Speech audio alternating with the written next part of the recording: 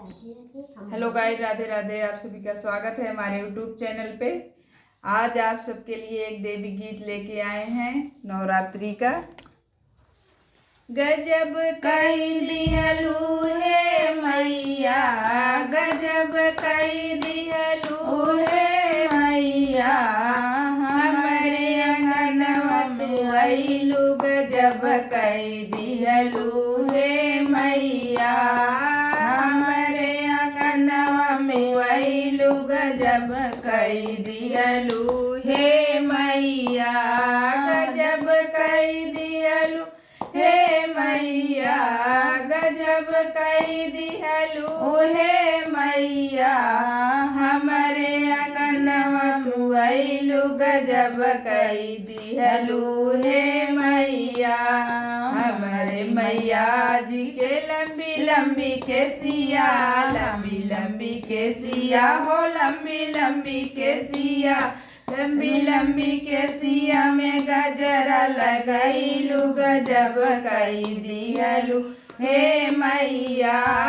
लंबी लंबी केसिया में गजरा लगैलू, गजब कई दिहलू हे मैया, गजब कई दिहलू हे मैया, गजब कई दिहलू हे मैया, हमारे अंगनवा में अइलू, गजब कई दिहलू हे मैया। हमारे मैया जी के काली काली अखिया, काली काली अखिया हो, काली काली अखिया, अखिया में गजरा लगैलू, गजब कई दिहलू हे मैया, अखिया में गजरा लगैलू, गजब कई दिहलू हे मैया, हमारे अंगनवा तू अइलू, गजब कई दिहलू हे मैया। हमारे मैया जी के लाली लाली चूड़िया, लाली लाली चूड़िया हो, लाली लाली चूड़िया, हमारे मैया जी के लाली लाली चूड़िया, लाली लाली चूड़िया हो, लाली लाली चूड़िया, हथवा में मेहंदी रचैलू, गजब कई दिहलू हे मैया,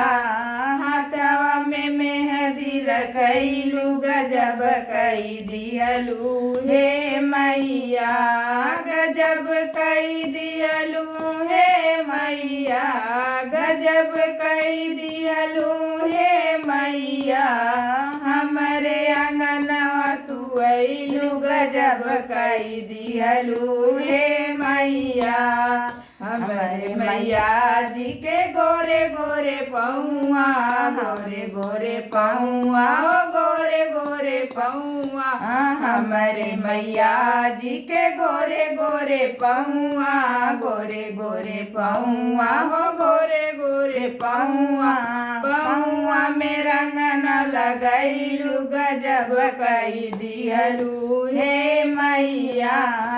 पहुआ में रंगना लगैलू, गजब कई दिहलू हे मैया,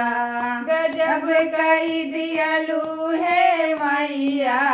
गजब कई दिहलू हे मैया,